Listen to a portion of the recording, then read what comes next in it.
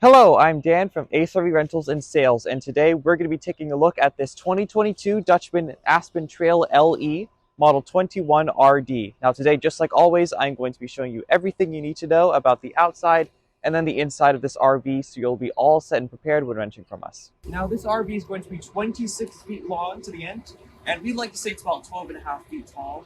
That's just for like the extra space, especially for inexperienced new drivers. You just want to make sure you keep that 12 and a half feet number in mind. Things like parking garages, drive-throughs, tunnels, all that kind of stuff. We're going to start up in the front here with our two standard 20-pound propane tanks. The propane will be for several things for this RV. You've got your stove, you've got your water heater, your furnace, as well as your fridge when you're not plugged into shore power. That is your 30 amp power cord over here. So when you're dry camping, you're not connected to anything, your fridge will be running on your propane. Behind that, we have our house battery. So the house battery is going to be for your minor electrical things like your lights and awning. It'll be charged either when you're plugged into your external power with your power cord, or if you're plugged into your vehicle and the engine is running. So no matter what, you can expect this to be charged. It really won't die on you unless you plan on leaving your RV for several days at a time. Now here we are on the passenger side. I'm just going to show you this very long pass-through storage.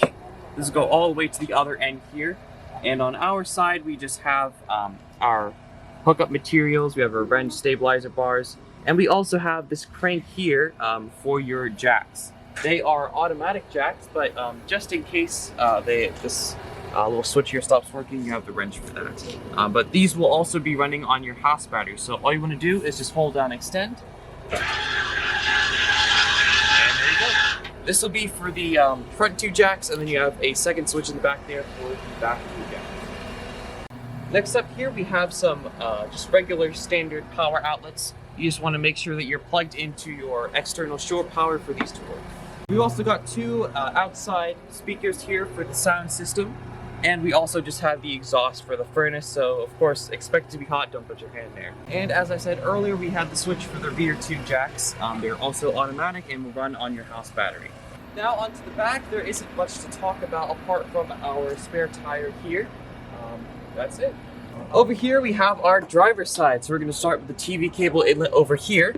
We will give you all the hoses and cords that you'll need for this RV, so if you're at a campsite and you have cable hookup, you can just connect this small black wire over here at the other end at your campsite, and you will have cable hookup for your TV. If not, there's also an antenna for this RV, so you can find local channels through the air instead. Next up here, we just have our hot water heater, so expect it to be hot, don't put your hand there. Next up, I'm going to be talking about our water system, and we have two inlets for that, starting with our freshwater inlet. These will both be using the same hose. So we'll give you this small white garden hose. You're just going to hook it up in here. This will be to fill up your tank on the RV. So when you're on the road, you're dry camping, you're boondocking, you don't have any sort of connection, you're going to be taking your water off of your tank, and this will be how you fill it up. That's opposed to your city water inlet on this side over here. Again, same hose, but this will be for when you're at a campsite or any other time you have actual water connection. So you're gonna take the hose from your pump, hook it up in here, and this will bypass your tank and it'll go straight into your pipe. So in other words, you're not using the water from your tank at all. This will bypass that. This here is the other side of that very large storage compartment in the front. And this is also where we've placed all the hoses and cords that we'll provide you during your rental. Starting off in this bag here, we have quite a few things, starting with our black wire here. This is that TV cable I was talking about. We have our white hose here. This is our freshwater and city water inlet hose. And then we also have our 30 amp to 15 amp adapter. So for our power cord, which is 30 amp, that'll be powering all your major electrical appliances. That'll be your AC, your microwave, your TV, all your power outlets on the inside and outside. If you don't have 30 amp connection, for example, if you're just like plugging into the outside of a garage, you only have your regular standard 15 amp. You can just put this on the end of your power cord and it'll transfer it from 30 amp to 15 amp. It won't be as powerful, however, so it won't be running your AC unit. And next up here we have our sewer hose, and I will show you how to dump out the tanks right now. Right next to that storage compartment, we have our dumping station. So this will be how you dump out your gray and black waste tanks. So the gray tank is going to be for your sink and shower wastewater, and your black tank here is going to be for your toilet water. So they're sort of color-coded, these valves. So all I've done is taken our sewer hose here, which is extendable. You're gonna take this end with the teeth here and just clip it onto your outlet right over here. Just twist it to the right, it'll just lock on here. And you can take the other end with the elbow and stick this in the ground at your campsite or wherever else you're dumping. From there, we have our color-coded valves. I recommend you pull out the black one, so when it's pulled out, it's open, and gravity will just let all the waste flow through this hose here. We recommend you open up the black one first, and then the gray one afterward, just to flush it out. But once you're done, there's a control panel on the inside that'll tell you how full or empty all of these tanks are. So once they're empty, you can just push them back in to close them. Then you can take off your hose, just twist it to the left, and you're all good to go. Next to our city water inlet here, we have our tank flush valve. You won't have to worry about this. It's just a little inlet that'll help us flush out the waste tanks upon your return. Here we've got our 30 amp power cord. So as I said before, this will be powering your major electrical appliances. That'll be your TV, your microwave, your AC unit on the roof, as well as all of your power outlets. Once you're plugged in at a campsite or otherwise, you want to make sure that you have 30 amp connection at your campsite. Once you're plugged in, everything will be working. You won't have to worry about anything else. So that wraps up the outside portion of this walkthrough. I'm going to head inside over here. We've got our cabin door. You'll also note that we have a detachable fly screen door over here. Just like that. The steps are just pull out like that. Once and then pull this out. That's 2 steps. And there's your entrance. To put these steps back in, just lift this one up. Just put it in reverse. Just lift it up just a tiny bit and push it back in. And there you go. Just a couple things to note for the entrance right here. We have our fire extinguisher right over here. We have some vehicle specs. This will give you the length, width, and height, as well as the sizes of your tanks. And right above my head, we have our smoke detector. Right here at the entrance, we have probably the most important part of the inside of the RV. We have our control panel. So this will tell you pretty much everything you need to know about your RV. Starting with our switches down here, we have our water heater. This will be using gas, which is propane gas in this case. You just want to switch this on, and then this will light a fire on the outside. You can probably hear it. That will start heating up your water. It'll take like maybe 10 minutes, 10-15 minutes for it to heat up. So you're going to want to have this on only when you need it. Though, for example, if you want to take a hot shower, just plan that much in advance. Next to that, we have our switch for the water pump. So I'm just going to switch this on, and then this will be drawing water from our tank. So if you're dry camping, you're not connected to anything, you want to have the water pump on. The only reason you want to have it off is either A, if you're connected to city water at your campsite or some other kind of city fixture, you're going to want to have this off since you're drawing water from their pump and not from your own. The only other reason you want this off is if you're driving, you're like on a bumpy road, you don't want like a faucet to open, and for your water pump to be on, you don't want all your water dumping into your waste tank. So that we have 2 more lights. We have our interior lights, which are just the galley lights, the inside lights over here. And we also have exterior lights, which is the LED strip for the awning outside. Speaking of which, we have our awning switch here. So this will be running on our house battery, as I said, so as long as your house battery is on, it's charged, your awning will be working. So we just have the retract here and the extend here. So I'm just going to hold this down, and that will extend the awning outside, and that will retract it back in. You want to make sure that you only use this awning and you only have it out when you need it. So when it's raining, if there's any kind of windy weather, if you're going to bed, or if you're just leaving the RV for an extended period of time, you just want to have the awning back in so it doesn't break in any sort of fashion. In the top corner here, we have the levels of all your tanks. So as I push down each of these buttons, these will light up from empty to full. So for example, our battery, that's our house battery in the front, you can see that that is fully charged. Fresh is our fresh water tank that is empty. We have our black tank, that's for the toilet water, that is empty as well. And then we have gray 1, gray 2 isn't applicable for this RV, so no need to press that. Our gray water tank, which is our sink and shower water, you can see that is also empty. Here we are in the back of the trailer. We just have our living area, we have our couch and our dinette. Both of these can turn into beds, and I'll show you that right now. For the sofa, it's very simple. You just pull it up and out like a futon. Just like that. Here's our bed.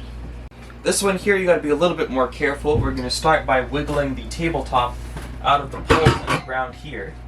You're also just going to wiggle the poles out of the placeholders on the ground here. Now all I've done is I've just lifted up these cushions here on both sides that'll give some more space for the tabletop. If you see these little black ledges, 4 of them over here, that's just where we're going to rest the tabletop here. So you're just going to put it right over here on the bottom, just like that. And now all I've done is I've just arranged the cushions in this format, and here's our bed. Opening the windows is very simple. You just have this little latch here. You pull it out towards you, and then just pull on it like that. The same can be done for the little screen here.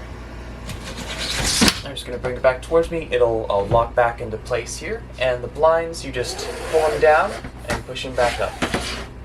Now that we're plugged in, I can also show you how to find channels on your TV. So right now, we're just using the antenna. I'm on the home page here for this Insignia TV. I just went over to this little option icon, the gear. I'm going to go down to Live TV, select that, press Channel Scan, and then press Next, and now it'll find channels for you. Take about 5 minutes.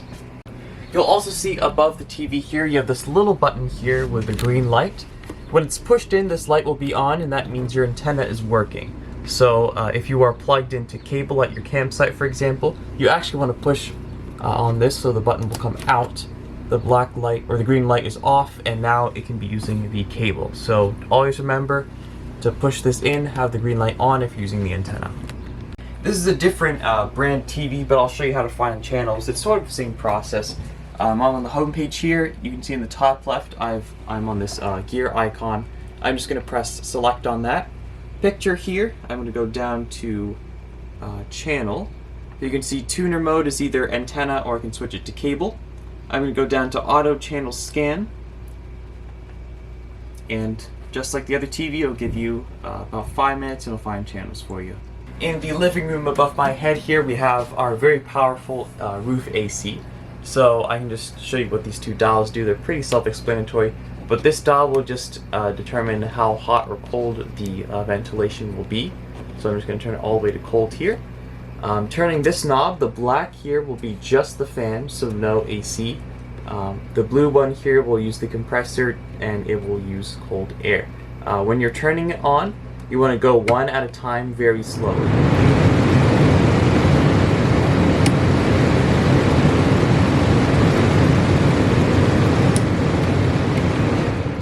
Just make sure you're very gentle and very slow with the dials. Now, as far as heating goes for this trailer, it's a little simple, but instead of determining your temperature here, you're actually just going to determine how much heat you're going to put into the trailer, into the inside. So I'm just going to turn this, and as I push this up here, it'll be putting more and more warm air into the cabin like that. And then you'll see the thermostat here change accordingly. To my left here, we have our refrigerators. This is a pretty big fridge for a trailer. As I said, outside, this will be running on your propane when you're not plugged in at a campsite or otherwise. We are plugged in with our power cord though. So when you are plugged in, it will automatically switch over to electricity. So it'll just help you save that bit of propane. So no matter what, as long as this power button is on, your fridge will be running no matter what. Below the fridge here, we just have our carbon monoxide detector along with our smoke detector near the entrance of the cabin. And then to my right here, we have our fuse box. This is a combined fuse box and circuit breaker box. In case any fuses blow, we'll give you a little Ziploc bag with some extra ones. You just want to match the number here with the number of the spare fuse you have. If any of them do blow, there will be a red light here that will turn on right next to that fuse.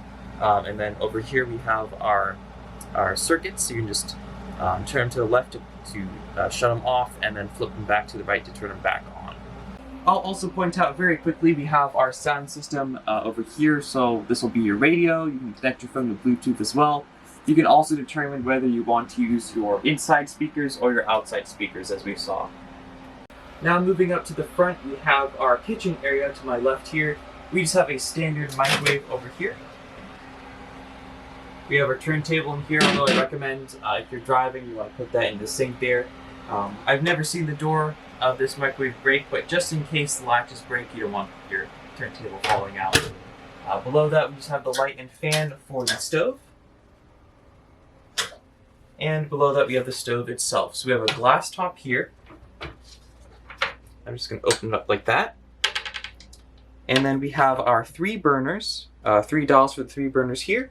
So all you want to do is just set it to high for any of them, and then this will be your pilot light. You just spark it, just like that.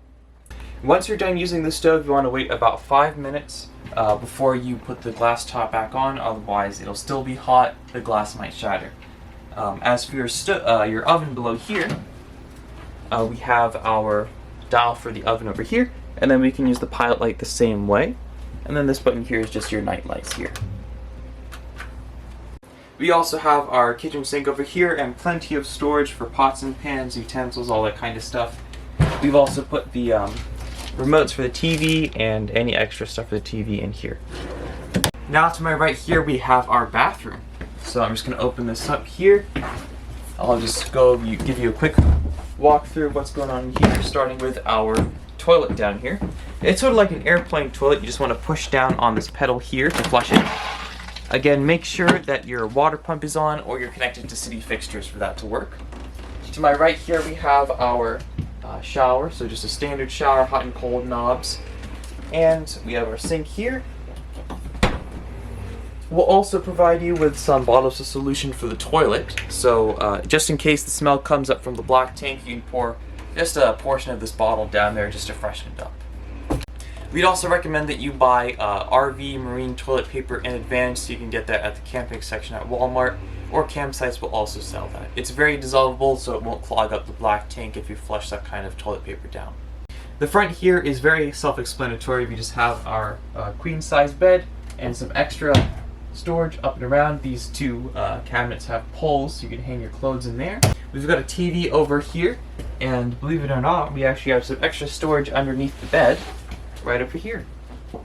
We'll also provide you with this very important little envelope here. This will give you a bunch of different documents and information.